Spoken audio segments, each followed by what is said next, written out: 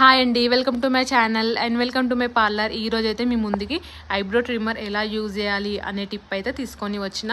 చాలామందికి eyebrow trimmer use చేయడం రాక షేప్ అవుట్ అయితే అయిపోతుంది. వాళ్ళ కోసమే ఈ టిప్.